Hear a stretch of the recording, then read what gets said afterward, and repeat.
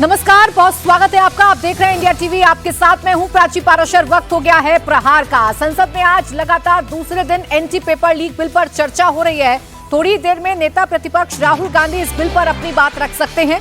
इससे पहले आज संसद में जबरदस्त हंगामा हुआ, जिसकी वजह से सदन की कार्यवाही को शुरू होते ही स्थगित करना पड़ा था। विपक्ष छात्रों पर पुलिस के एक्शन को लेकर चर्चा की मांग कर रहा है। इस मामले में गृह मंत्री अमित शाह से जवाब मांग रहा है।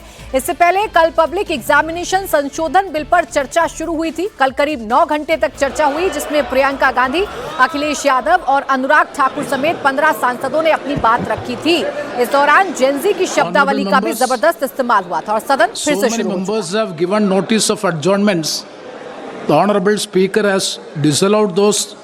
Applications for adjournment notices. Hence, let us resume the business.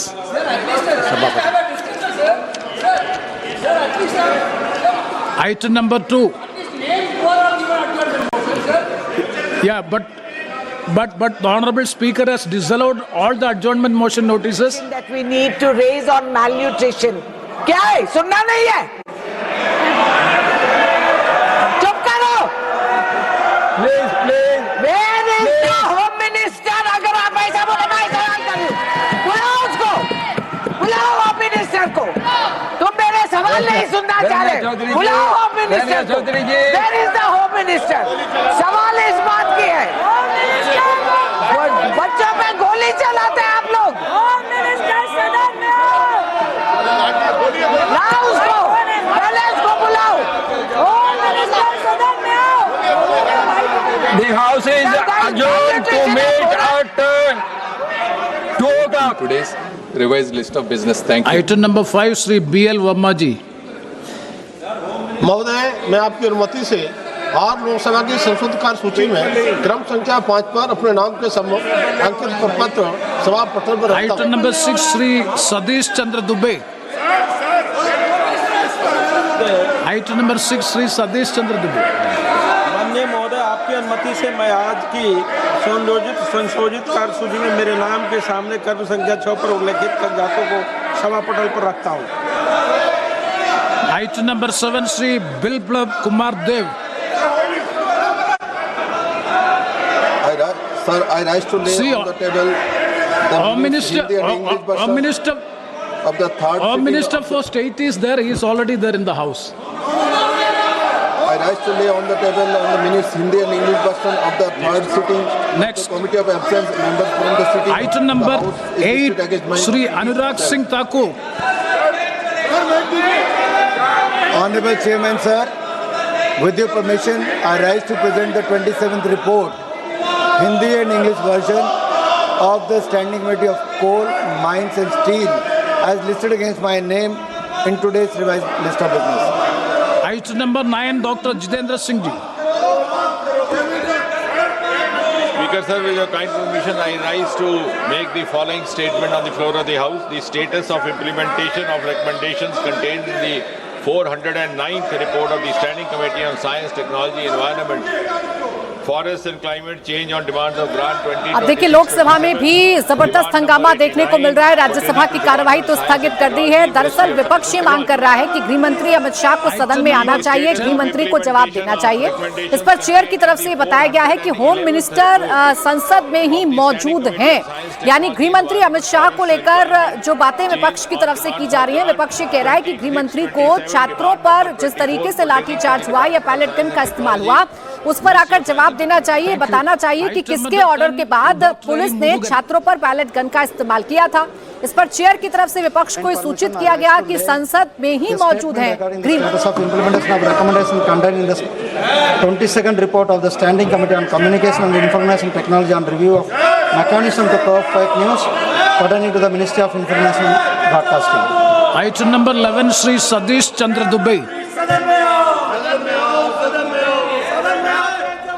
अब देखिए, जो नारेबाजी हो रही है वो यही हो रही है कि गृह मंत्री सदन में आओ, विपक्ष के सवालों का जवाब दो। हालांकि थोड़ी देर बाद नेता विपक्ष राहुल गांधी भी आज एंटी पेपर लीक बिल की चर्चा में शामिल होंगे और अपना बयान देंगे, यानी कि अपनी बातें रखेंगे और सरकार को घेरने की कोशिश करेंगे। तो जिस तरीके से प्रियंका गांधी ने सरकार को हिंसा के मुद्दे पर घेरा था और ये कहा था कि हाँ, कांग्रेस से सवाल पूछ रही है कि छात्रों पर लाठीचार्ज का या पैलेट गन के इस्तेमाल का अधिकार आखिरकार पुलिस के पास कैसे आया, किसने ऑर्डर दिया, इसका जवाब गृह मंत्री को देना होगा।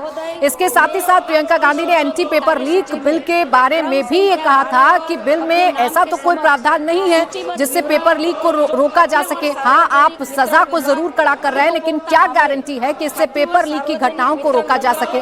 और आज राहुल गांधी भी इन्हीं बिंदुओं पर अपनी बातों को सदन के सामने रख सकते हैं। विपक्ष चाहता है कि गृह मंत्री अमित शाह विपक्ष के सवालों का जवाब दें। विपक्ष बार बार यही मांग कर रहा है कि सदन में गृह मंत्री अमित शाह का होना जरूरी है। कल भी जब एंटी पेपर लीक बिल पर चर्चा शुरू हुई थी तो विपक्ष की तरफ से कहा गया था कि गृह मंत्री कहां है, प्रधानमंत्री कहां है, और आज भी जब सदन की कार्रवाई शुरू हुई है तभी से लगातार विपक्ष कह रहा है कि गृह मंत्री क्यों नहीं आ रहे हैं। इस बीच धर्मेंद्र प्रधान के बाद विपक्ष के टारगेट पर अब नए शिक्षा मंत्री प्रहलाद जोशी भी आ गए हैं। कल प्रियंका ने प्रहलाद जोशी को लेकर जो बयान दिया था उस पर भी काफी हंगामा हुआ। प्रियंका के बयान को रिकॉर्ड से तो हटा दिया गया है और अब मामले पर प्रियंका ने कहा है कि उन्होंने कुछ भी असंसदीय नहीं बोला, उन्होंने वो बोला जो सच है। अगर सच बोलने की सजा दी जाती है तो दी जाए, वो सच बोलती रहेंगी। ये तरीका ठीक नहीं है, या तो आप सदन में चर्चा कर लीजिए। आप समझाइए अपने सदस्यों, प्लीज बैठिए, बैठिए प्लीज, बैठिए बैठिए प्लीज, बैठिए प्लीज, बैठिए बैठिए। नो, आप उनके वकील मत बनो, वो खुद समझते हैं। चलो बैठिए आप, पहले आप बैठिए, सब बैठिए, आप बैठिए, आप प्लीज बैठिए ना, ये तरीका ठीक नहीं, बैठिए प्लीज।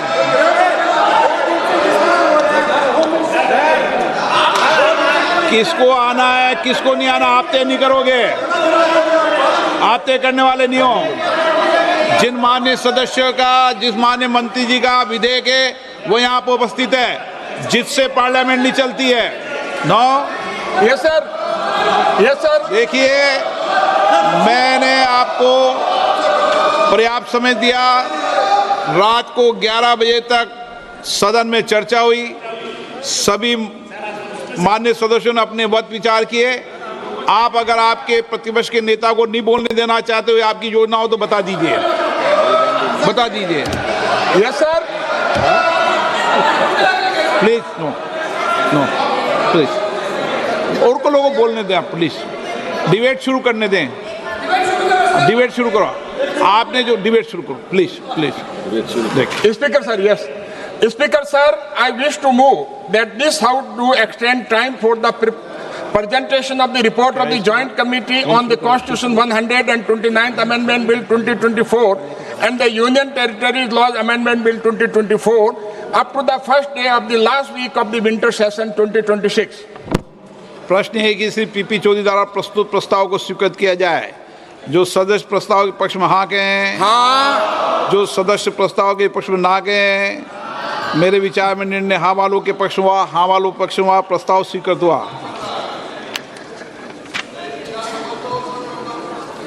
अब दिलेश्वर कामत जी हैं, एक मिनट रुकिए, पर एक ले लें। Item number 14 Nityanand Rai.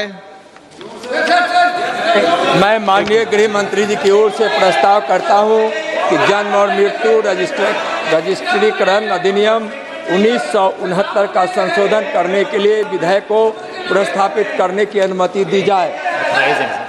चलिए, मनीष तिवारी के वाक काव्य, चलिए आगे बढ़े, ठीक है।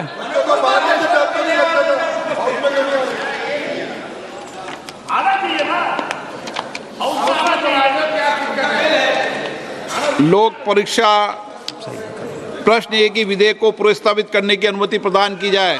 जो सदस्य इसके पक्ष में हाँ गए, जो सदस्य विरोध में ना गए। मेरे विचार में निर्णय हाँ वालों के पक्ष में, हाँ वालों के पक्ष में अनुमति प्रदान की जाती है। माननीय मंत्री जी अब विधेयक प्रस्तावित करें।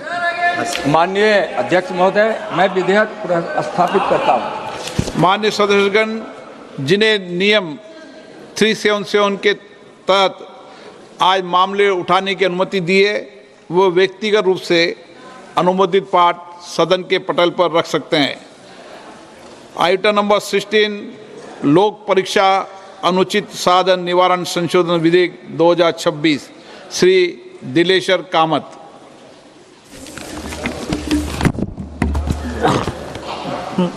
माननीय अध्यक्ष महोदय, आपने मुझे महत्वपूर्ण लोक परीक्षा अनुचित साधन निवारण संशोधन विधेयक 2026 पर चर्चा में भाग लेने का अवसर दिया, इसके लिए मैं आपका आभारी हूं। साथ ही इस विधेयक का मैं समर्थन करता हूं। महोदय, मैं माननीय प्रधानमंत्री श्री नरेंद्र मोदी जी का हृदय से आभार व्यक्त करता हूं कि उन्होंने विद्यार्थियों एवं युवाओं के उज्जवल भविष्य हेतु शिक्षा स्थिति को मजबूत एवं गुणवत्ता और पारदर्शिता बनाने के साथ तकनीकी शिक्षा क्षेत्रों की अवसंरचना को मजबूत बनाने के लिए सार्थक रूप से इस विधेयक को लाने का काम किया है। प्रधानमंत्री जी के दूरदर्शी राष्ट्रहित के सार्थक नीतियों से प्रेरित शैक्षणिक क्षेत्रों को मजबूत बनाकर विकसित भारत बनाने के लिए महत्वपूर्ण लोक परीक्षा अनुचित साधन निवारण अधिनियम 2024 में संशोधन कर भारत के भविष्य को संवारने का कार्य किया है।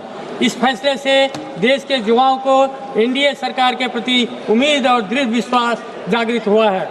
महोदय, मैं भारत के करोड़ों विद्यार्थियों के हित में उनके बड़े बड़े सपनों को साकार करने के लिए सदन में अपना पक्ष रख रहा हूं।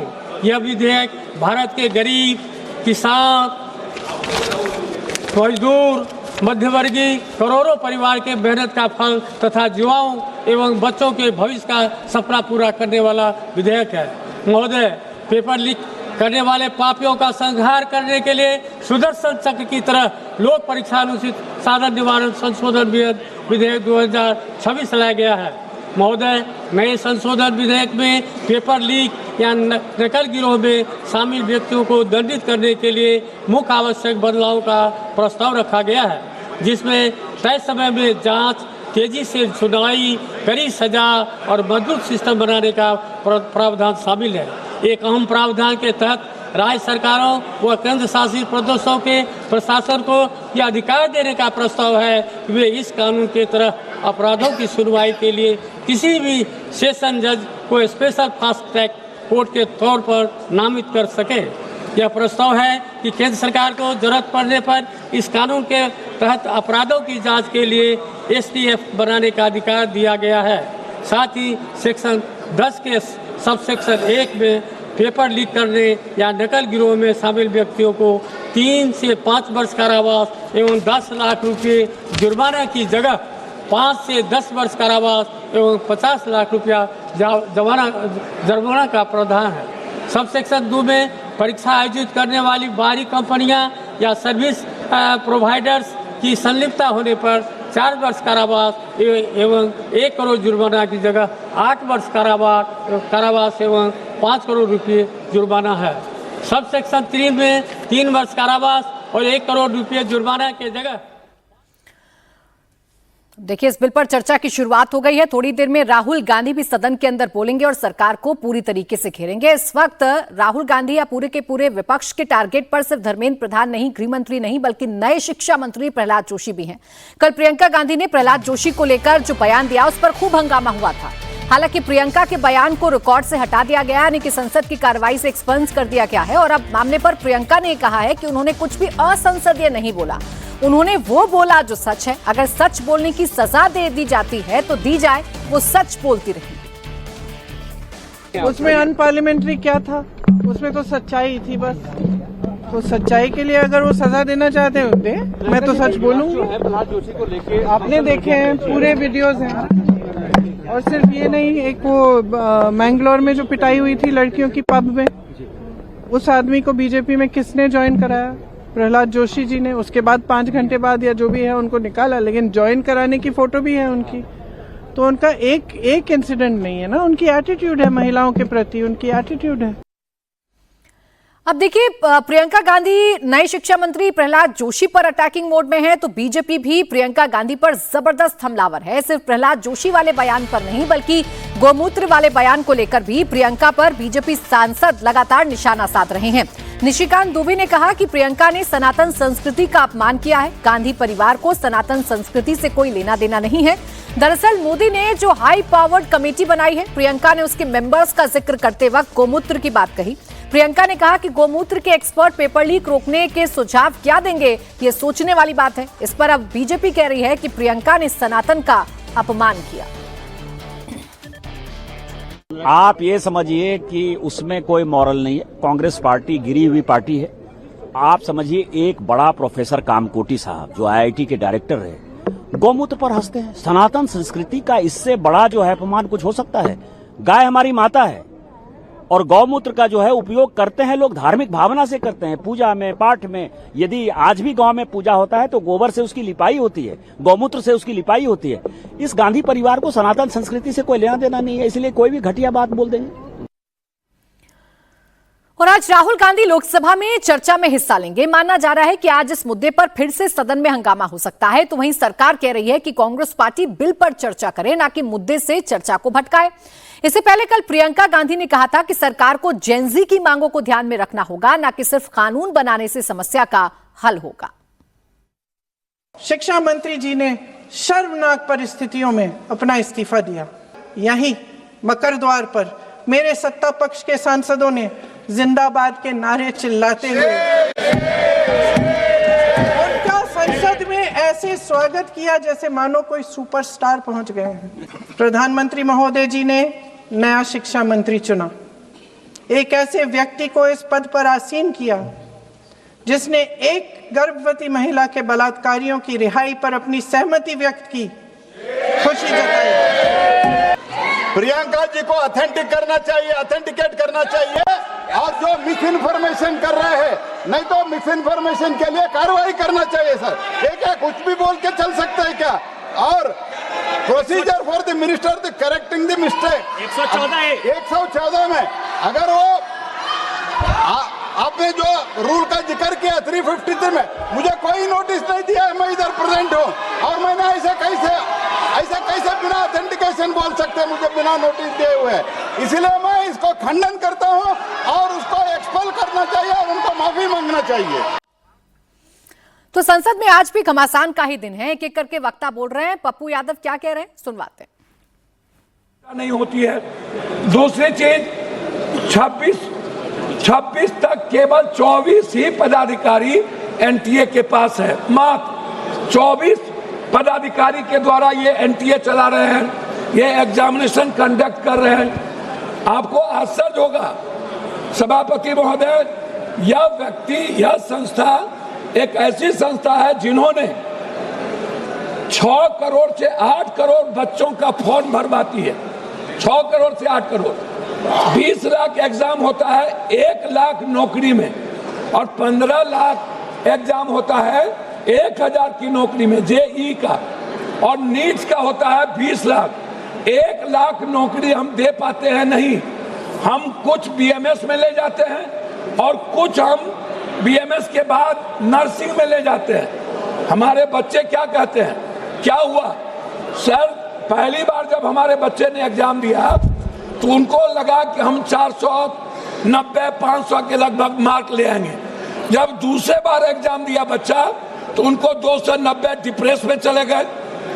लगभग 26 बच्चों की शहादत के बाद और इतने बड़े जेएनजी के क्रांति के बाद कितने लोग डेथ किए, उनकी शहादत के बाद 1 लाख से ज्यादा बच्चे डिप्रेसमेंट में चले गए, डिप्रेशन में चले गए। उसकी चर्चा इस भारत में नहीं है कि जो पहली बार 500 मार्क्स लाते और दूसरी बार 296, पहले बार जो क्वेश्चन था वो ब्रॉड था और दूसरे बार जो क्वेश्चन आया वो सिलेक्टेड कर दिया गया। मैं जानना चाहता हूं इस सरकार से 6 से 8 करोड़ फॉर्म क्यों भराया जाता है, ये पैसा एनटीए को क्यों दिया जाता है, ये इसमें किसकी किसकी हिस्सेदारी है।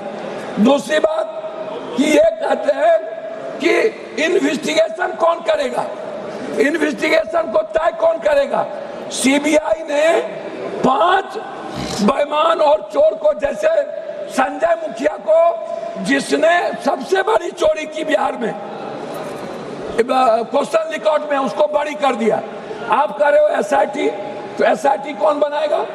एसआईटी बनाएंगी सरकार। स्टेट के अधिकार को छीन लिया गया। हमारा उसमें आपसे सिर्फ रिक्वेस्ट है कि जो पेपर लीक मामला है, ये पेपर लीक से नहीं है। आप इसको इस रूप में मत देखिए, इसके टर्नओवर को देखिए। इसके 2026 में छोटे वेंडरों के लिए 5 से 10 साल की सजा। आपने एनटीए के बारे में कुछ नहीं कहा। एसटीएफ बनाएंगे सत्ताधारी। आप 25 लाख बच्चे जो टारगेटेड हुए, उसमें भारत को अमेरिका के तर्ज पर एसएटी जीआरई मॉडल के तहत सर अभी शुरू किए सर। नहीं कंप्यूटर बेस्ड एडोपेटिक टेस्टिंग लागू करनी चाहिए रियल टाइम के अनुसार। कोरिया सोगनू मॉडल अपनाना चाहिए, जहां पेपर सेट करने वाले सैकड़ों प्रोफेसर परीक्षा से 1 महीने पहले गुप्त स्थान पर कड़ी सुरक्षा में पूरी तरह आइसोलेट कैद कर दिया जाता है। चीन के गुआको एग्जाम की तरह भारत में भी कैंडिडेट्स को पकड़ने के लिए आधार लिंकेड फेशियल रिकॉग्निशन अनिवार्य होना चाहिए। चीन के ही तर्ज पर चीटिंग करने वाले उम्मीदवार को माफियाओं के नाम डेटाबेस में डालकर आजीवन सरकारी नौकरी सुविधा और ब्लैक लिस्टेड कर देना चाहिए। फिनलैंड अभी थी सिस्टम से सीख लेना चाहिए कि इंटरनेट वाले क्लोज लोकल एयर गैप पर होती है, जिससे बाहरी हैकिंग या डाटा ब्रीच कोई गुंजाइश। जापान में 2021 में कॉमन टेस्ट रिफॉर्म के तहत परीक्षा रूट लर्निंग के साथ करना चाहिए। ब्रिटेन ट्योफल के तर्ज पर भारत की एक स्वतंत्र नेशनल एग्जामिनेशन रेगुलेटरी बोर्ड हो, जिसमें कोई सरकार का इंटरफेरेंस नहीं हो। एनटीए प्राइवेट वेंडर्स को तकनीकी और सुरक्षा ऑडिट करे। मैं बता रहा हूं अध्यक्ष जी, सिंगापुर के तरह digital chain of custody blockchain तकनीकी इस्तेमाल हो। एग्जाम सेंटर तक पूरी तरह एनक्रिप्टेड रहे। एक ये रिक्वेस्ट है, प्राइवेट सेंटर जैसे छोटे अध्यक्ष जी प्लीज स्कूल इंजीनियरिंग कॉलेज पर परीक्षा करवाना आउटसोर्सिंग तुरंत बंद करिए। आउटसोर्सिंग थर्ड पार्टी गलत है, बिना फुल प्रूफ के। श्री सोला सिंह जी, श्री सोला सिंह, सॉरी बोला सिंह, जुर्माना नहीं। श्री बोला सिंह, एक माफिया कमेटी है। मैं आपसे 1 मिनट में रिक्वेस्ट करूंगा। प्लीज कंक्लूड करो, प्लीज। आप कंक्लूड कर रहा हूं सर। मेरा रिक्वेस्ट है, धन्यवाद सभापति। एक सेकंड। अरे सर, मेरा रिक्वेस्ट इसमें यह है कि बच्चों की सुरक्षा पर कोई चर्चा नहीं। एनटीए के ऑडिट, आरटीआई और उसको बर्खास्त करने की कोई चर्चा नहीं। आपने एक ऐसा कानून लाया जो माफिया और सरकार को बचाती है। धन्यवाद शुरू करो। धन्यवाद सभापति महोदय। सभापति महोदय, आज गुरु पूर्णिमा के पावन पर्व पे मैं सर्वप्रथम गुरुओं के चरणों में नमन करता हूं और सभी देशवासियों को गुरु पूर्णिमा की हार्दिक शुभकामना देता हूं। एंटी पेपर लीक बिल आज लोकसभा में दूसरे दिन भी इस पर लगातार चर्चा जारी है। लोकसभा में थोड़ी ही देर में नेता प्रतिपक्ष राहुल गांधी अपनी बात रखेंगे। माना जा रहा है कि राहुल गांधी जब लोकसभा में बयान देंगे तो उस वक्त भी हंगामा हो सकता है। केंद्रीय संसदीय कार्य मंत्री किरण रिजिजू ने कहा कि विपक्ष ने बिल पर बात नहीं की, बल्कि सिर्फ राजनीति की बात की। उन्होंने कहा कि राहुल गांधी से उम्मीद है कि वो आज बिल पर बात करेंगे, बिल की चर्चा करेंगे। सत्ता पक्ष की तरफ से कहा जा रहा है कि विपक्ष के जितने भी वक्ता इस बिल पर चर्चा करने के लिए खड़े हुए, जिन्होंने भी अपना बयान दिया, बिल पर किसी ने बात नहीं की, सिर्फ और सिर्फ राजनीतिक बयानबाजी की है, सिर्फ और सिर्फ सरकार पर एग्रेसिव होने की कोशिश की है। लेकिन बिल में क्या सुधार चाहते हैं या बिल कैसा है, अच्छा है या नहीं, इस पर चर्चा नहीं की गई। संसद में पेपर लीक पर विपक्ष का बवाल जारी है। इस बीच समाजवादी पार्टी ने हंगामे का एक नया पर्चा खोल दिया है। अखिलेश यादव के नेतृत्व में सपा सांसद राम मंदिर चढ़ावा चोरी को लेकर प्रोटेस्ट कर रहे हैं। सपा सांसदों ने संसद भवन परिसर में चढ़ावा चोर गद्दी छोड़ के बैनर पोस्टर के साथ प्रोटेस्ट किया। वो अपने साथ सिंबॉलिक डोनेशन बॉक्स लेकर आए थे और उसमें नकदी दान करते नजर आए। अखिलेश यादव ने कहा कि जो सरकार मंदिर में दान पात्र नहीं बचा सकती, वो पेपर लीक क्या ही रोकेगी। दान पात्र को नहीं बचा पाएगा। श्रद्धा से जो चढ़ावा चढ़ता है उसको नहीं बचा पाए। उनसे क्या उम्मीद करोगे कि इस तरह के पेपर लीक नहीं होंगे, परीक्षाएं रद्द नहीं होंगी। संदेश साफ है, जो श्रद्धा के साथ खिलवाड़ कर सकते हैं वो हमारे युवा नौजवानों के भविष्य के साथ भी खिलवाड़ कर रहे हैं। चढ़ावा चोरी पर डिंपल यादव ने भी सरकार पर अटैक किया और कहा कि लोगों के दान को बीजेपी ने हजम किया। राम मंदिर में चढ़ावा चोरी का योगी आदित्यनाथ जवाब दें। एसआईटी का गठन सिर्फ खाना पूर्ति के लिए किया गया है, डिंपल यादव ने कहा। आप लोग भी पहले दान दीजिए, चंदा दीजिए, चलिए सब लोग डालिए जान। मैं समझती हूँ कि लोग बहुत सालों से सोच के बैठे थे और जिन लोगों ने संकल्प लिया हुआ था और जिन लोगों की श्रद्धा थी, निष्ठा थी, इन सभी भावों के साथ मंदिर आए थे और भगवान राम जी के चरणों में उन्होंने चंदा अर्पित किया था, दान दिया था। लेकिन कहीं ना कहीं भारतीय जनता पार्टी के लोग और उनसे जुड़े हुए जो उनके संगी साथी हैं, उन लोगों ने इस चंदा को भी पूरी तरह से हजम करने का काम किया है। और अयोध्या में जब ये इतनी बड़ा घटना हुई और जो हमारे मुख्यमंत्री जी हैं वो लगातार अयोध्या जा रहे थे, लगातार सबने न्यूज में देखा, बहुत बढ़ चढ़ के बात आती थी, इसलिए हमें भी याद है। तो आखिरकार ये हमारे उत्तर प्रदेश के मुख्यमंत्री का भी दायित्व बनता है कि वो बताएं कि इतनी बड़ी चंदा चोरी आखिरकार कैसे हो गई। देखिए, सदन में चढ़ावा चोरी का मुद्दा उठा रहे हैं, दिल्ली में उठा रहे हैं, लेकिन जवाब मुख्यमंत्री योगी आदित्यनाथ से डिंपल यादव मांग रही हैं। सिर्फ डिंपल यादव और अखिलेश यादव नहीं, बल्कि धर्मेंद्र यादव भी चढ़ावा चोरी पर सरकार से सवाल पूछ रहे हैं और कह रहे हैं कि चढ़ावा चोरी पर चर्चा का नोटिस दिया है। पूरा देश चढ़ावा चोरी पर चर्चा चाहता है।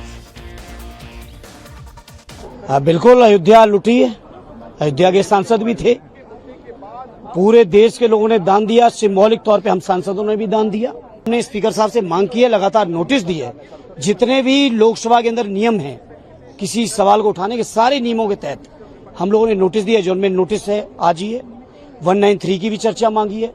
जिस किसी पर भी स्पीकर साहब तैयार हो, हम लोग इस पर गंभीरता से चर्चा करना चाहते हैं और पूरा देश इस चर्चा को सुनना चाहता है।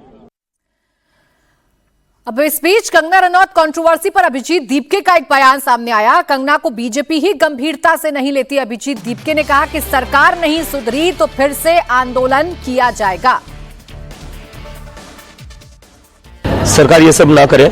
ये बच्चे थे जो अपने भविष्य के लिए प्रोटेस्ट कर रहे थे, अपने फ्यूचर के लिए प्रोटेस्ट कर रहे थे, उनको कोई मजा नहीं आ रहा था। लाठियां खाई है 20 जुलाई को। अगर सरकार का उससे भी मन नहीं भरा है, अगर इतना सारा खून बहाकर भी सरकार का मन नहीं भरा है और वो बच्चों को ऐसे ही परेशान करती रही, तो हम फिर से सड़क पर उतरेंगे और जल्दी उतरेंगे। पैलेट गन का भी यूज किया गया। आतंकवादी थे, बच्चों के ऊपर पैलेट गन्स यूज करें, इनको शर्म आनी चाहिए। क्या आतंकवादी थे वो? अमित शाह और नरेंद्र मोदी को शर्म आनी चाहिए। बंगाल ने कहा है कि नीट जो प्रोटेस्टर्स है उनके खिलाफ कोई कार्रवाई नहीं होगी और जिनका आपराधिक कार्रवाई ना करे तो बेटर है। ये सारे स्टूडेंट्स जो थे इस देश के भविष्य के लिए लड़ रहे थे, अपने भविष्य के लिए प्रोटेस्ट कर रहे थे।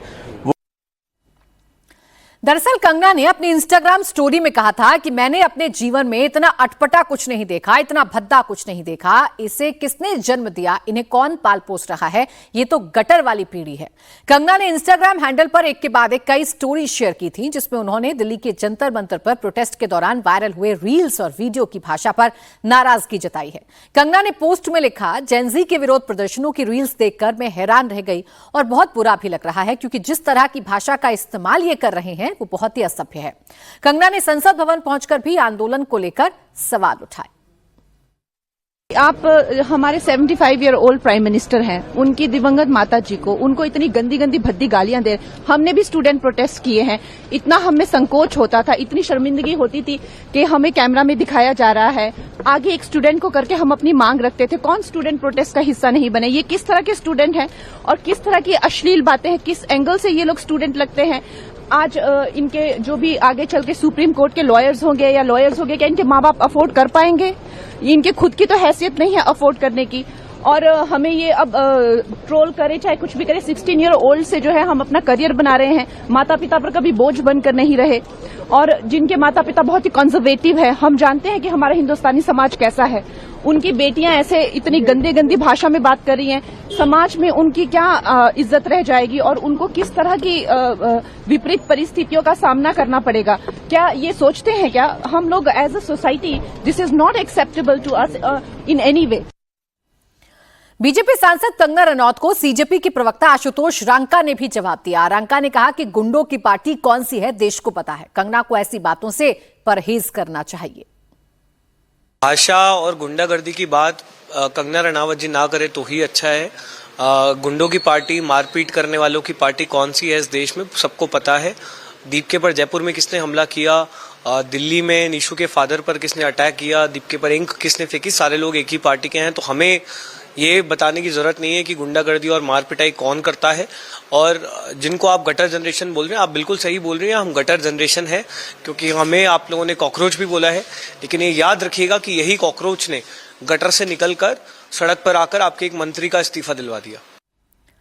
प्रदर्शनकारियों को लेकर सीजेपी फिर प्रदर्शन की धमकी दे रही है। सीजेपी का आरोप है कि सरकार वादा खिलाफी कर रही है। दरअसल सुप्रीम कोर्ट ने प्रदर्शनकारियों को लेकर एक अंतरिम आदेश दिया है, जिसमें कहा गया है कि आपराधिक रिकॉर्ड वालों पर एक्शन जारी रहेगा, लेकिन नाबालिग प्रदर्शनकारियों को तुरंत रिहा किया जाए। इसके बारे में जब सरकार ने सीजेपी को जानकारी दी तो सीजेपी इसे सरकार की वादा खिलाफी बता रही है। सीजेपी का कहना है कि सरकार कोर्ट के निर्देश की आड़ में प्रदर्शनकारियों पर एक्शन ले रही है।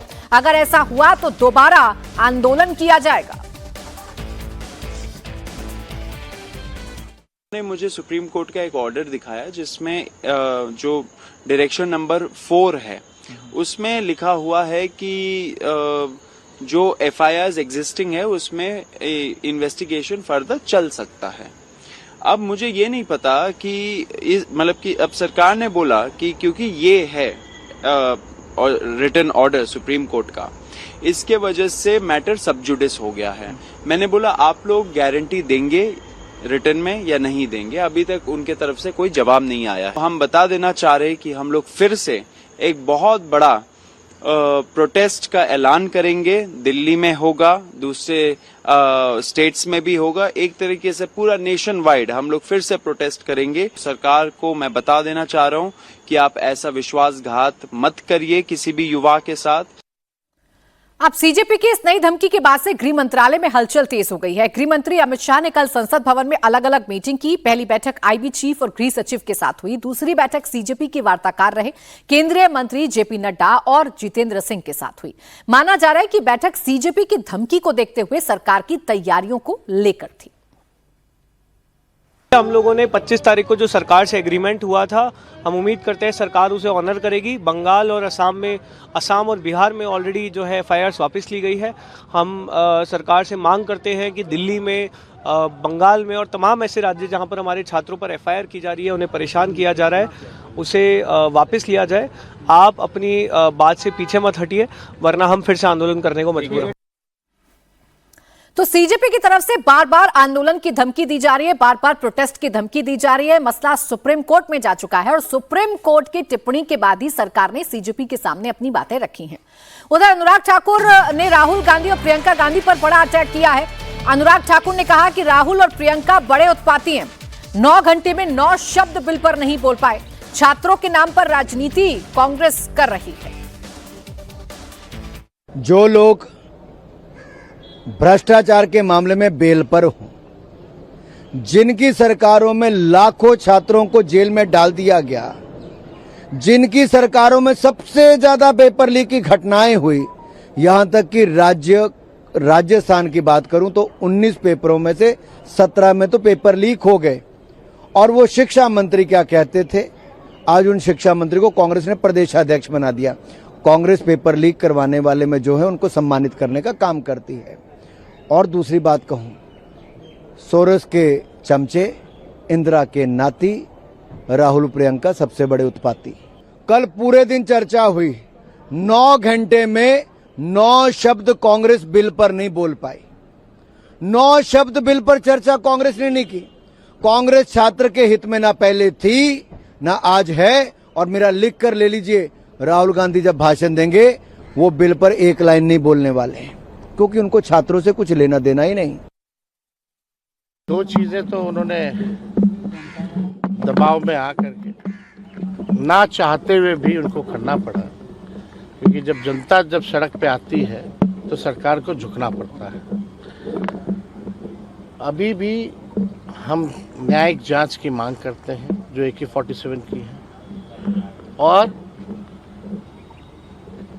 जिस प्रकार से जेपी आंदोलन के समय जिन लोगों को अभी भी सरकार पेंशन देती है, हम लोगों का भविष्य में अगर सरकार बनेगी तो जो छात्र जो गिरफ्तार हुए हैं उन लोगों को भी हम लोग पेंशन की व्यवस्था इस आंदोलन में कराने का काम करेंगे। जो आंदोलन था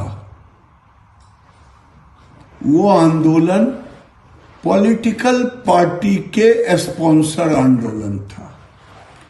आरजेडी, लेफ्ट और जिस तरह का हंगामा किया गया,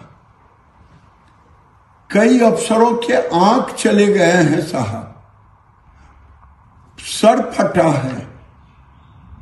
वो पॉलिटिकल पार्टी के गुंडों ने हाईजैक कर लिया। प्रधानमंत्री संवेदनशील हैं, केंद्र और राज्य की सरकार ने संवेदनशीलता दिखाई, जो हमने वार्ता किया उसी के अनुरूप बिहार सरकार ने उसका पालन किया। देखिए, एंटी पेपर लीक बिल को लेकर लगातार चर्चा जारी है, वार पलटवार जारी है। एक बार फिर से आपको लिए चलते हैं लोकसभा, जहां इस बिल पर चर्चा हो रही है। The direct legal responsibility to the union government. Sir, the government of India is solely. Sir, I've just started. You have made all points. I've just started. You have made your all points. Sir, Rahul ji will speak after this. Sir, I've just started. Please conclude. No, I have just started. If that be the case, I will not speak. Already taken 3 minutes. Sir, intervention from the chair. I've just started. I've already spoke to you. Sir, the government of India is solely responsible for the systemic failures of the question leakage and also in conducting the public examination during the last 1 decade. Sir, NEET UG question leak is the result of corruption, organized cheating, bribery, illegal payments, conspiracy, abuse of public trust and financial exploitation. The government of India failed in initiating stringent action against the accused in 2024 question paper leakage and also failed to implement the recommendations of the Radhakrishnan committee. They have submitted 100.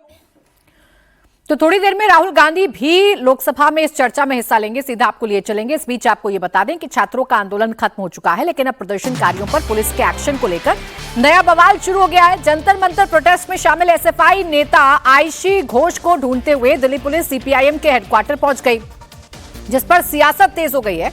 CPIM का कहना है कि Delhi police एक पुराने case के बहाने SFI नेता आयशी घोष को गिरफ्तार करने सीपीआईएम के हेडक्वार्टर पहुंची थी। सीपीआईएम आरोप लगा रही है कि दिल्ली पुलिस चुन चुनकर उन लोगों पर एक्शन ले रही है जो जंतर मंतर प्रोटेस्ट में शामिल थे। हालांकि इससे पहले कि दिल्ली पुलिस आयशी को गिरफ्तार करती या हिरासत में लेती, वहां सीपीआईएम के राज्यसभा सांसद जॉन ब्रिटास पहुंच गए, जिसके बाद सांसद जॉन ब्रिटास और दिल्ली पुलिस के बीच काफी देर बहस हुई। सांसद जॉन ब्रिटास ने आयशी घोष के खिलाफ पुलिस के एक्शन का कड़ा विरोध किया। एक महिला कर्मी जो सिविल ड्रेस में थी, उससे उसके यूनिफॉर्म के बारे में पूछा। महिला पुलिस कर्मी ने जवाब भी दिया कि उसका यूनिफॉर्म बारिश में भीग गया है, इसलिए वो सिविल ड्रेस में आई है। You are also police. Sir, date No, of... I am asking. You are also, but you don't have a uniform. I went for... No. I am asking a straight question to you. Please. You are part of the Delhi police. Yes. I should know who you are and where is your badge, where is your uniform. Can you just come like this?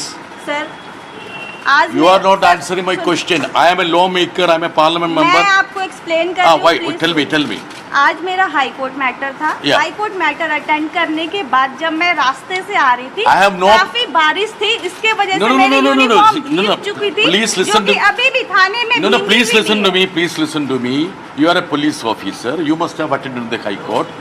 Since you are in a police action now, you should be in your uniform. Aishe Ghosh JNU छात्र संघ की पूर्व अध्यक्ष भी रही हैं। 2021 के एक मामले में दिल्ली की अदालत ने उनके खिलाफ गैर जमानती वारंट जारी किया है। कोर्ट ने वारंट इसलिए जारी किया क्योंकि आयशी तय तारीख पर सुनवाई के लिए कोर्ट में पेश नहीं हुई। पुलिस कोर्ट के इसी वारंट को लागू कराने की कार्रवाई कर रही है, लेकिन आयशी घोष और सीपीआईएम कह रहे हैं कि पुलिस प्रदर्शनकारी छात्रों को डराने की नीयत से काम कर रही है। अभी मैं एकेजी भवन में हूँ और दिल्ली पुलिस बाहर आया हुआ है मुझे अरेस्ट करने के लिए एक पुराने केस के सिलसिले में जो 2021 में फाइल किया गया था।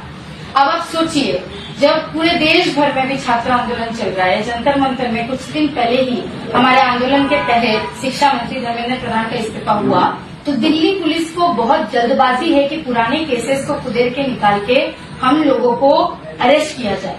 हमने दिल्ली पुलिस को साफ बोला है कि आपको अगर लगता है कि ऐसे अरेस्ट करके हमारे जैसे छात्रों का आवाज आप दबा सकते हैं, तो ये होने वाला नहीं है। आप अरेस्ट कीजिए, आप जेल में डालिए, कितने दिन भी आप डालिए, हम लड़ने वाले हैं। Today the Delhi police officers barged into the office of the CPM, which is a national party, and they wanted to take Aishi Ghosh into custody. She is one of the faces of the Jantar Mandar agitation. They say that there is a warrant against her, which is of 2021 case. But I checked up with that police officer. They say that the warrant was issued to her. But the fact is that even in their records, the warrant was communicated over phone. You cannot communicate a warrant on telephone. It should be personally handed over. Now, their intention is to send a message to the whole students that whoever has participated in the agitation, SFI के नेता पर police ने action लिया तो उसके support में CJP भी खड़ी हो गई। सीजेपी के आशुतोष रांका धमकी दे रहे हैं कि अगर आयशी घोष को कुछ हुआ तो सरकार ऐसा विरोध प्रदर्शन देखेगी जो पहले कभी नहीं हुआ। यानी अब सरकार के खिलाफ लेफ्ट और सीजेपी एकजुट हो गए। नहीं, देखिए, हम लोगों ने 25 तारीख को जो सरकार से एग्रीमेंट हुआ था, हम उम्मीद करते हैं सरकार उसे ऑनर करेगी। बंगाल और असम और बिहार में ऑलरेडी जो है एफआईआर वापस ली गई है। हम सरकार से मांग करते हैं कि दिल्ली में, बंगाल में और तमाम ऐसे राज्य जहां पर हमारे छात्रों पर एफआईआर की जा रही है, उन्हें परेशान किया जा रहा है, उसे वापस लिया जाए। आप अपनी बात से पीछे मत हटिए, वरना हम फिर से आंदोलन करने को मजबूर होंगे।